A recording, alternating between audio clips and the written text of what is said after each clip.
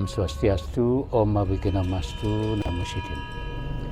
Saudara pemirsa, maraknya sekarang bermunculan tari-tari baru, utamanya tari rejang yang diciptakan oleh pelaku-pelaku seni di Bali ini, membuat juga maraknya penari-penari, utamanya dari kalangan pemangku, menarikan tari-tari tersebut dengan alasan ngayah. Apa bolehkah seorang pemangku akan menarikan tari-tarian tersebut, terutama untuk upacara yatnya? Inilah yang mendorong para Pinandita Sanggraha Nusantara Kecamatan Denpasar Barat membahas dalam sebuah diskusi, fokus grup diskusi yang akan membahas atau mendiskusikan fenomena yang terjadi tentang ngayah mesolah, terutamanya bagi seorang pemangku. Bagaimana selengkapnya diskusi tersebut akan menjadi menarik karena menghadirkan 3 narasumber yang sangat profesional, yaitu seorang sulinggih, seorang pakar budaya, dan seorang pakar dari ISI Denpasar. Untuk itu saudara, jangan Anda lewatkan. Silakan saksikan rekaman berikut ini.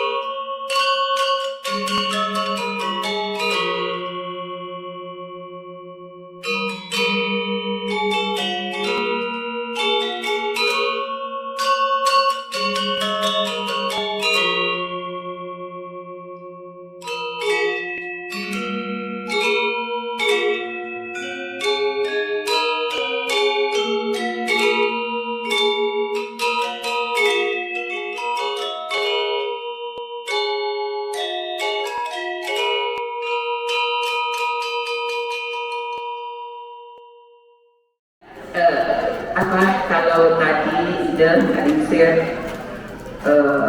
bilang nikah itu mendadak disampaikan lebih yang lebih Pak Pinandita Wayan ngalah cukup mendadak ledangan untuk materinya mungkin watah kidik yang buat dan sempat buat, tapi dikirim beli bagan, lebih banyak mungkin kita diskusi nantinya karena kan ini seperti judulnya FGD, Fokus Group Discussion.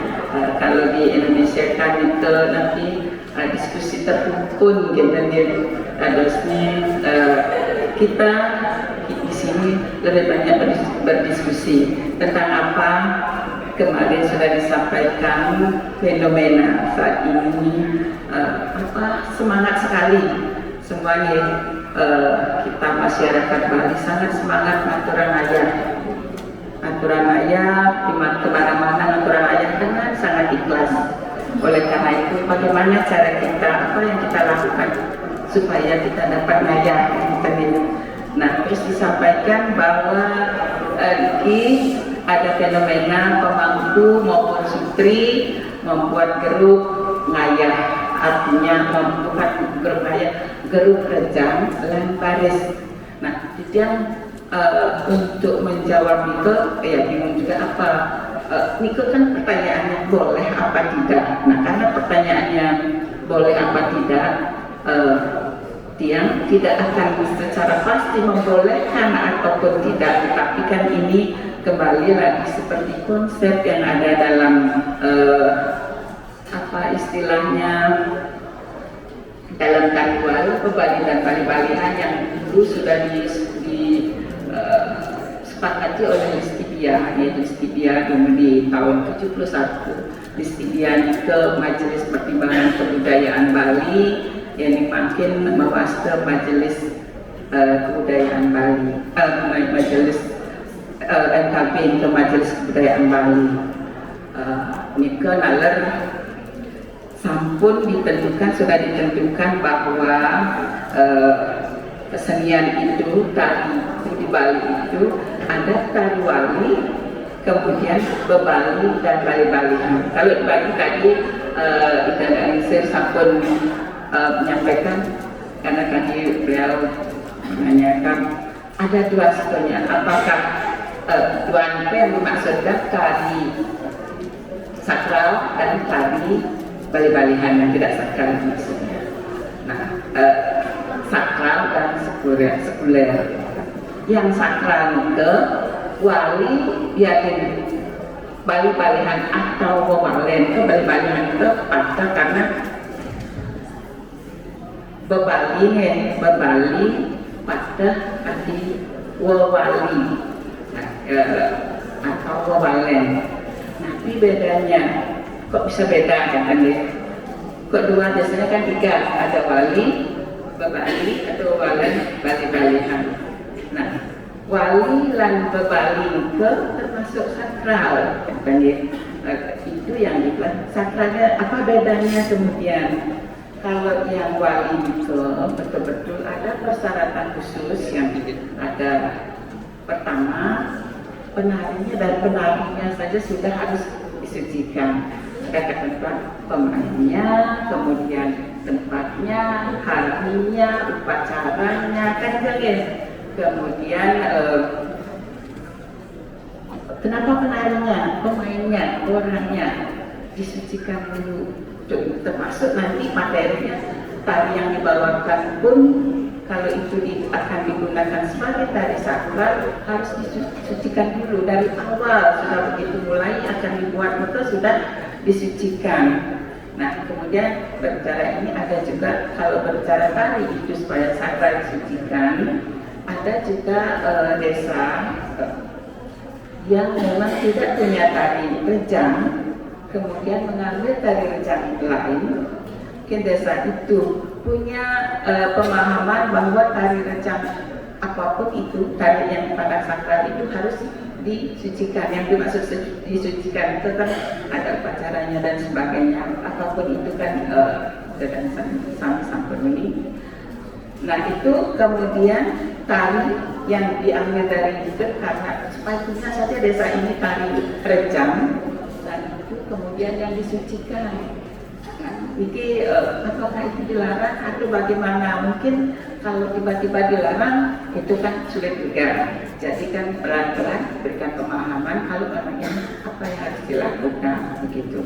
Nanti akan yang sampaikan juga terkait edaran nanti di tari rejang itu edaran dari Majelis Desa Adat Provinsi Bali dan Majelis Kebudayaan Provinsi Bali sudah ada edaran yang sebetulnya mengimbau supaya tari rejang itu dimiliki oleh masing-masing desa, paling tidak dimiliki oleh masing-masing desa. Kemudian bahkan di desa itu bisa jadi masing-masing bajar juga memiliki, paling tidak dari kabupaten punya gitu. Jangan kemudian ini kan imbauan ya, tidak mungkin sulit harus ketika diputuskan tidak boleh tapi dihimbau. Jadi masing-masing desa itu mempunyai rejang masing-masing. Saya bilang ketika anak ayah misalnya gitu sakit, oh ini rejang mati saking mati sira sana. Nah itu, nah tadi mungkin kan yang memang kemana-mana yang paling ngetren dan rejang sari, kemudian rejang retek, itu rejang retek. Wau kan Pak PHDI sampai menyampaikan sebetulnya rejang retek itu western, tapi nenten tadi yang kita sering lihat di YouTube Nika, bahkan mungkin yang ibu-ibu sampai pelajari Nika kan hasil rekonstruksi dari budaya Indonesia ini dari waktu dan provinsi Bali Gading pusat Nida. Nah itu rekonstruksi itu ada sumbernya itu apa? Itu kan sutri-sutri memang seperti disampaikan tadi oleh Ida, ada tari memang yang harus ditarikan oleh pemangku, ada tari yang harus ditarikan oleh sutri. Di beberapa tempat itu justru pemangku itu dia harus memang harus sholat. Para pemangku inilah yang pertama harus misalnya mengelilingi baik pengujan atau terus dilanjutkan dengan nanti penari bejang atau lainnya. Jadi pemangku itu dumunan. Apakah salah pemangku itu menari? Nah itu tidak bisa kita salahkan karena justru drasnya seperti ini tidak semua tempat memiliki tradisi seperti ini seperti ini. Nah kemudian ada juga yang sampaikan tadi rejang karena tidak punya kemudian disucikan itu yang dipakai. Nah untuk berikutnya tentu kalau bisa seperti yang sampaikan karena apa rejang ini kan disampaikan secara teologis sebagai persembahan. Itu bagian persembahan itu tidak saja api berupa buah-buahan atau aturan-aturan itu nanti napi istilahnya cara kena selatan lian. Tapi tadi juga merupakan persembahan. Nah kemudian persembahan ini yang membedakan wali dan wabali ini. Kalau tari sakral ini harus tampil secara menjadi bagian dari upacara. Kalau tari itu belum tampil, belum dilakukan, upacara itu belum akan selesai. Kalau dia Bali, tari ini sebagai penunjang upacara. Dalam upacara itu tari ini tampil. Tetapi kalau tari ini kemudian tidak ditampilkan, upacara itu tetap bisa selesai, gitu. Kebedaannya. Tetapi apakah itu balik-balikan?